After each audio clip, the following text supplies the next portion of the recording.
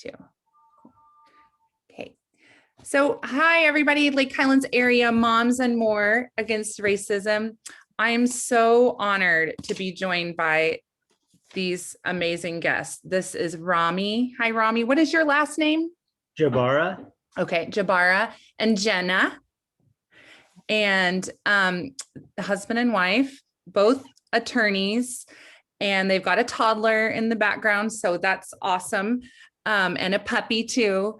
But you guys are here because Jenna let us know, and you live in this area too, let us know about this amazing hate crimes bill that's named after your brother, Rami.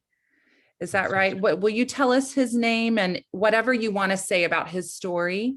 Yeah, so my brother's name is Khalid Jabara, and my name is Rami.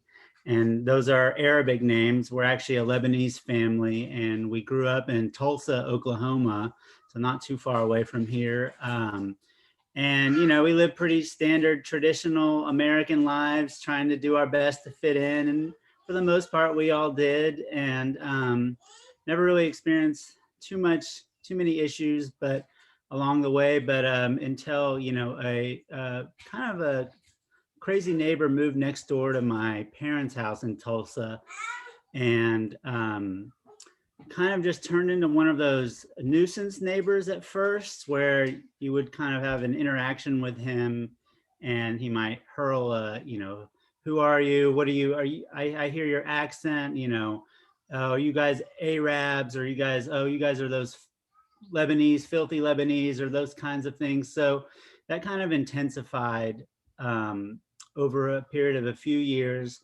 unfortunately. And we got protective orders. We kind of followed. We were in law school at the time in Tulsa, and we kind of followed the protocol. We got a protective order.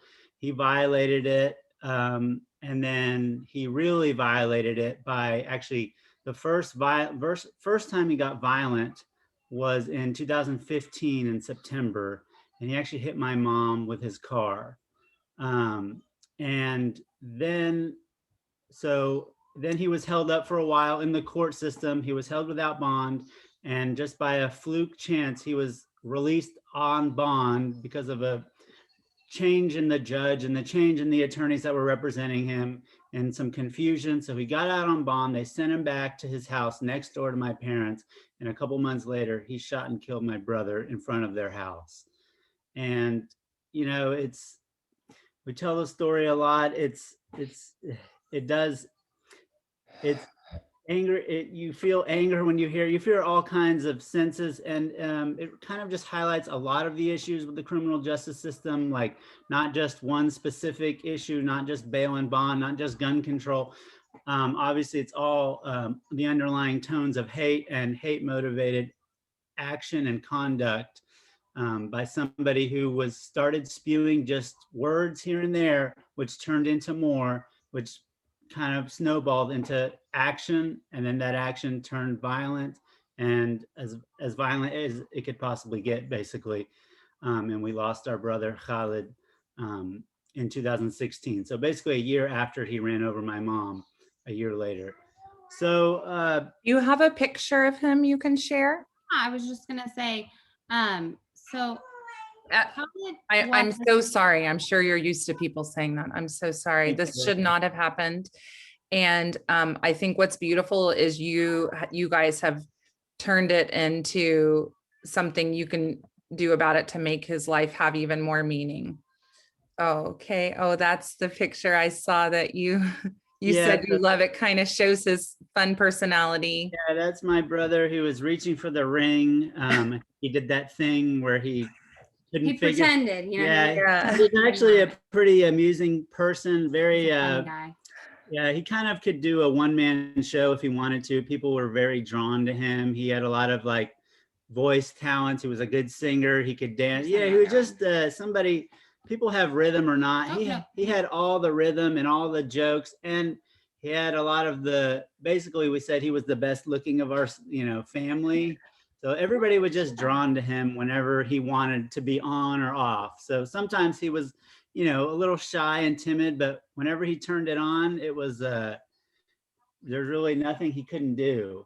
He had a really just big heart and everything. And I tend to go with, when we talk about him, I love the pictures from our wedding, because that was really like, we got married in New Year's Eve of 2015. And that was really the last time that we were kind of all together as a big family. And so just these pictures are often just meaningful. And I think, yeah, that, you know, he just had the biggest heart. And I think, you know, one of the things that I go back to a lot is that truthfully, like, Khalid adored his family, and honestly, one of his last acts was to call my mother-in-law and tell her not to come home, because he knew that the neighbor had gotten a gun. Yeah, had gotten really a gun. Yeah.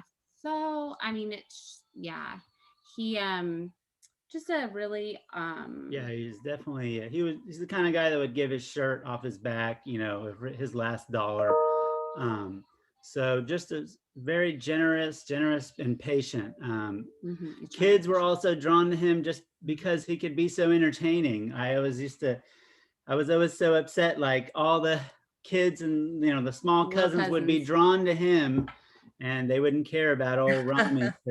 Well, I'm so happy that you guys are at a point where you can smile about the wonderful memories. Yeah. So it definitely comes and goes, but you know, we're doing as much as we can to, you know, turn that pain into, you know, a purpose. Yeah, exactly. And using his life as an example and things that we can achieve. So we kind of started with advocacy in the state of Oklahoma. There was immediately after he died, his niece, my niece's daycare, it's a synagogue in Tulsa, started a library in his name for social justice. I saw pictures of it, and we'll put the link to that in here. It is so beautiful. So and I just love your mission, which reminds me of what Lamar is doing, making neighbors out of strangers through the social justice education. And honestly, it was such a success. Really, every month they would have a social justice story hour, basically up until the pandemic. And families would be there. They'd hold it at, you know, all places around Tulsa. You know, they had hundreds of people would show up at some, or just 30 would show up. Like it just really was a consistent activity that families would go to. So, you know, we want to build on that with the Khalid Jabara Foundation that we started. And we're hoping to take that to like public schools in the Tulsa area. My sister, who lives in Tulsa, is kind of leading that effort. So yeah, we've been really happy that we could do that. And then a few other things, again, we've done in the state of Oklahoma. We've worked with victims' rights and passing victims' rights crime bills in Oklahoma called Marcy's Law. That was something we did a couple years ago.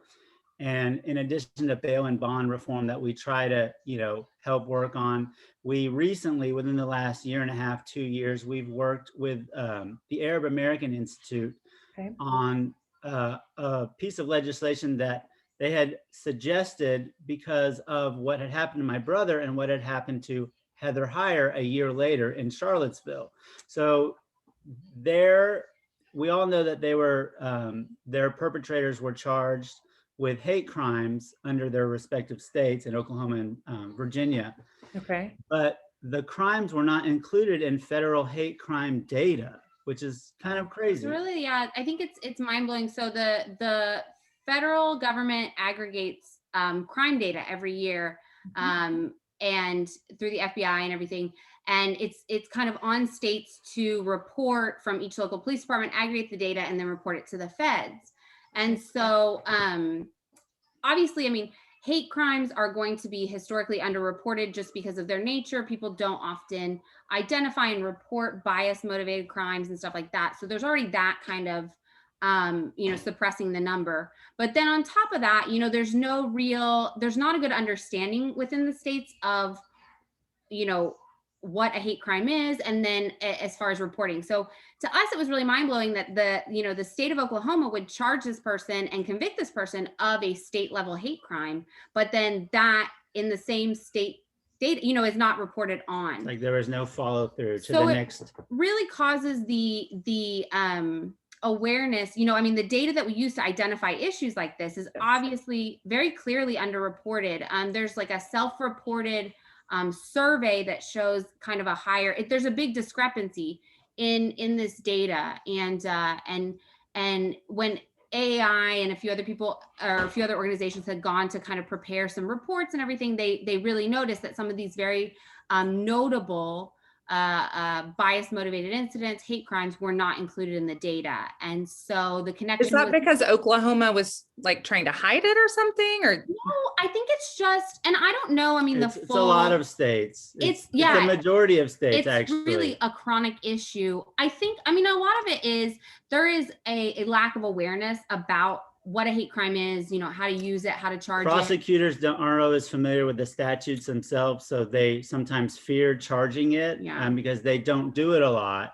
And I think that may be one of the hesitancies. Well, I think there's a natural assumption among, prosecutors that if it is a hate crime, that the feds might come in and take over or something like that. So there's kind of a deference to maybe the feds pursuing this when there are state level hate crimes in a lot of states that can be used. But it's also seen, it's an additional charge. It's an additional element that as a prosecutor, they have to prove, which, when you're looking at convictions for first degree murder and hate crime, well, the hate crime is really just a misdemeanor. And so it's an additional, there are additional elements that you have to prove and do a little bit more. So it's really about, sending the message and things like that. But anyways, I think it's not, it's more of a lack of awareness, a lack of training, lack of funding. Yeah, really. So what is the first bill do that you guys helped pass? So that was a state one. It strengthens victims' rights, which are, almost every state has like a victim's bill of rights in some form or another. So that one strengthened that aspect. And part of that victims' rights bill was that it included a notification component where victims would be notified of different court hearings and processes so that it didn't slip through the cracks, which was kind of something that happened in our situation. There was a motion made for bond, and we had no idea until he had already posted bond that motion happened. It was granted and he was out. So so things to help prevent the right. So yeah, that one's more of a preventive, putting on notice, stuff like that. Whereas the hate crime is more of a the Jabara-Heyer bill is more of an after the fact, once something happens that it does get reported. But yeah, I will say, one of the key things that I think is also interesting about the Jabara-Heyer bill is that it funds state and local governments to provide hotlines for reporting hate crimes, which right now is kind of, there are a lot of nonprofit organizations that do operate hate, hotlines and things like that. I think like there's one that's specifically called Stop Hate. There's one that, Stop AAPI, sorry, hate. I think, they all offer support to individuals who are experiencing bias motivated incidents or whatever, but this does fund, state and local governments to offer that hotline, which is something that's not happening right now. And that's kind of the overall purpose, is really to be able to collect that data, provide incentives to states to provide that data so they can, get some of that funding.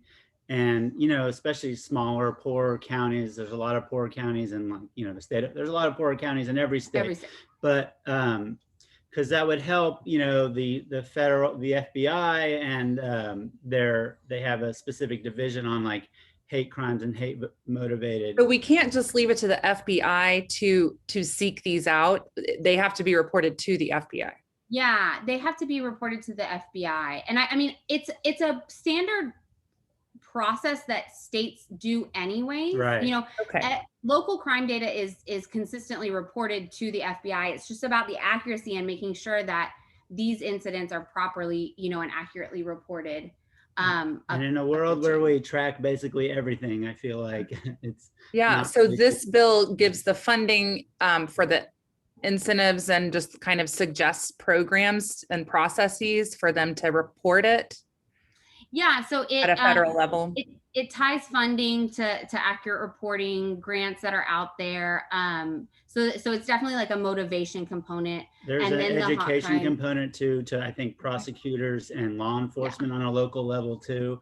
Okay. I don't know exactly how they're planning on. I think the other part, I mean, I think it'll be really interesting, if when it passes and everything like that, to see how it's implemented. But yeah, the kind of the last component that I think is interesting is it does, for individuals who are convicted of state crimes, and I believe it's federal hate crimes, that it offers judges in sentencing to require, community service or educational requirements to combat hate. So that are appropriate, based on whatever happened. So you're giving back to the community that you injured. Okay. And where is this bill in the process? And tell me again the name of it. And does it have a number? Yeah. So the number is an excellent question.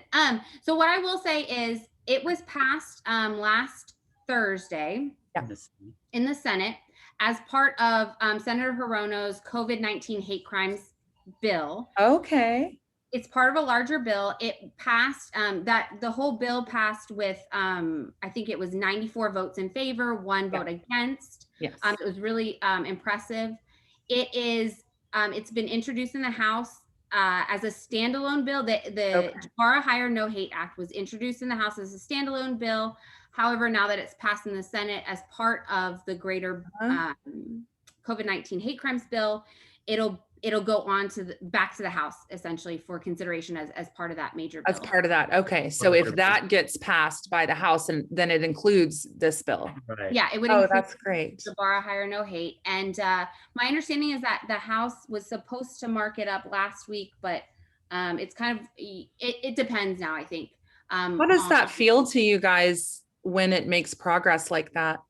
Yeah, so I mean, we were kind of we learned about their consideration in the Senate a few weeks ago, and we're like, well, we're not sure, because a year and a half ago we kind of thought this, it could go through again, and it ended up dying in the House. There wasn't any bipartisan support in the Senate, so basically in a year and a half it gained a lot of support, and I'm not really sure. I think a lot of other organizations like the Anti-Defamation League and Leadership Conference. Yeah, the Leadership Conference on Civil Rights picked it up. Amnesty International, NAACP. So all these organizations started seeing, they really caught wind of this issue, of like very basic issue, really. Right. It's not because it covers all kinds of hate crimes, right? This isn't specific to any group. No. Yeah. Well, I mean, I think that at the end of the day, there's a fundamental understanding that like this bill, the components of this bill alone are not going to cure America or, the United States hate crime problem. However, the only way that you can actually cure that is to get fundamental data to target, funding your resources and, get an idea of the problem. To know what the problem is. Yeah. Right. Exactly. You got to know that you got to have the data to even diagnose the problem. So yeah, that's so important. Well, and I also love, okay, you guys can tell me what this means. Rami, I saw it on the foundation website, Tikkun Olam. So that is actually Hebrew, and that is part of the synagogue's mission of the library. It's a Jewish term. But that's Hebrew, and it means to repair the world, I believe. And how do you say it? Oh, actually, I don't speak Hebrew. We speak. So I'm not Jewish myself, but I do really love that principle. I think it. When I first heard about that, I didn't know that phrase until they introduced it at the library. And I said, that is just a very powerful thing to say and to repair the world. Yeah, repair the world, and to teach the youngest minds. So well, they also have this concept as part of the preschool curriculum that is like peace begins with me. Yes. Right? Like the youngest among us can be responsible for taking on that, peace within them. And so I Yes. it was funny, even before this happened, my niece, when she would get like really like anxious or upset, she would start and she would just go, peace begins with me. And it was like her like mantra to calm down. Oh, how wonderful. They taught her that at school. Yeah. At school. She was So like 3 years old, or it was younger. I mean, she was like very young, and she would be like, peace begins with me. And I just think, I mean, even having a toddler now, you know, these are really difficult conversations to have. And we're only beginning to kind of broach these issues with our own child and figuring out how, you know, we explain what's happening in the world and what's happened to her family, to her. But I think, you know, the idea that we can start very fundamentally with like, you know, peace begins with her, and you know, there are parts of her that are different, that are make her special, and the same is true for all the other people that she will encounter. Yes. Okay. Well, I definitely want you guys to come to our Peacemaker play dates, because we say at the end, I am love, I am peace, I am kind.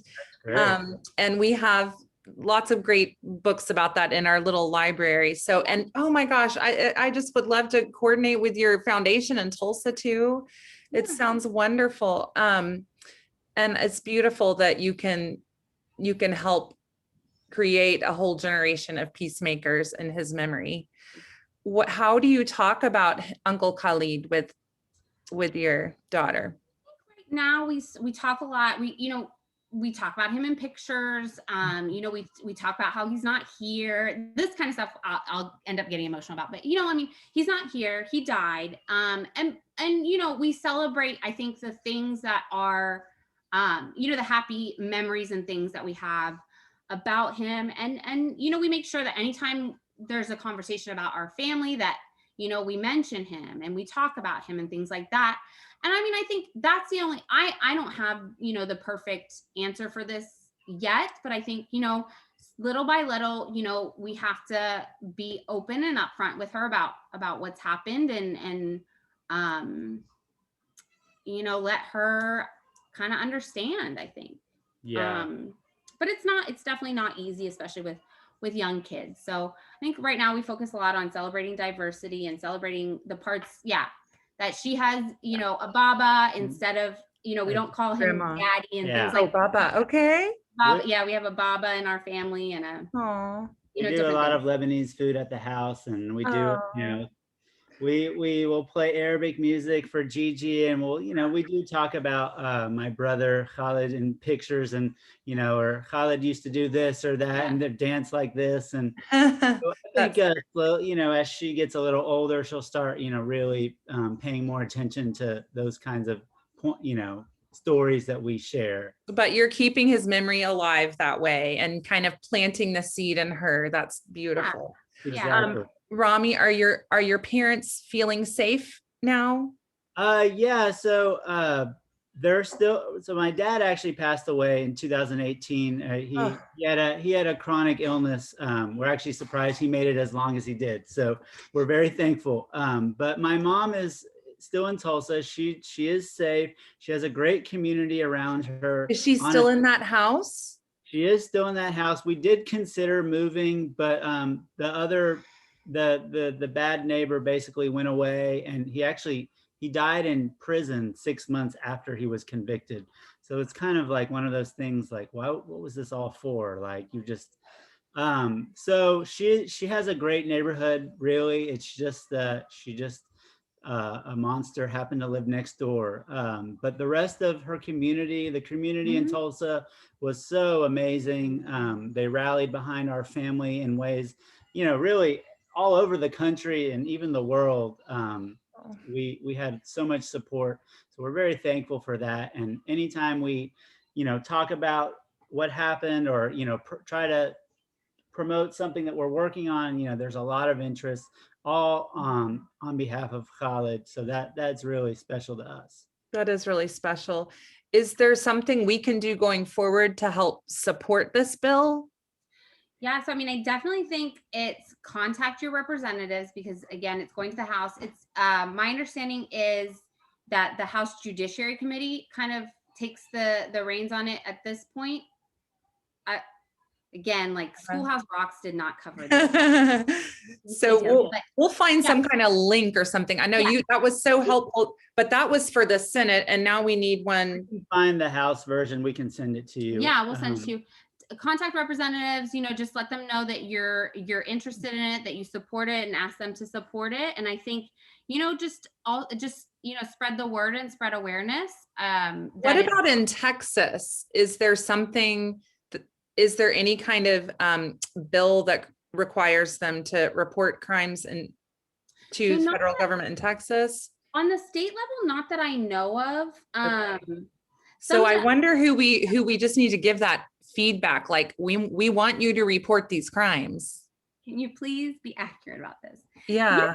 And I do think too, even in local communities, your local, city council, sheriff, whatever, that, once this bill does pass, there are grants out there. There's funding for these things, and that you're interested in having it in your own community. And I guess our state attorney general is who we need to get that information. Yeah, I would think I have used in my professional life, I've used the FBI crime statistics for different things. And I'm trying to remember who the reporting entity is in the state of Texas. Oh, okay. It's probably OAG, the Office of the Attorney General.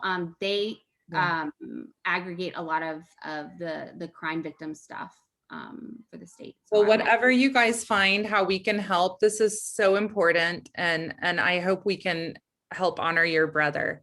I want to say his name correctly. Khalid. Yeah, that's right. There's Khalid or Khalid. Yeah, that's Khalid. right. Okay.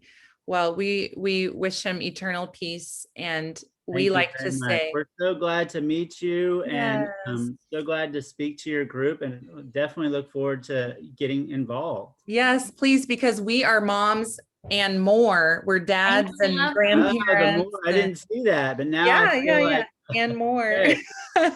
Yeah, we've got a lot of dads too. So cool.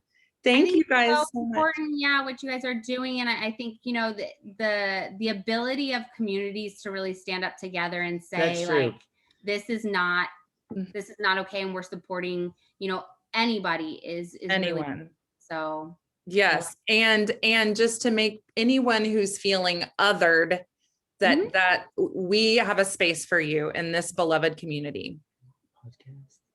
We'll also send you a link to this podcast that recently came out with a group called Not in Our Town. I don't know if they're really good at kind of doing that community involvement to really respond collectively to hate conduct, hateful conduct. But yeah, we'll send that your way. Well, thanks you guys. I appreciate it so much. And I hope you have a good evening. I'll send you the link. Okay. Okay. Thank you. Okay. And I say, what we say at the end is make good trouble. Make good trouble. Yes, make good Bye. trouble. Bye. Bye.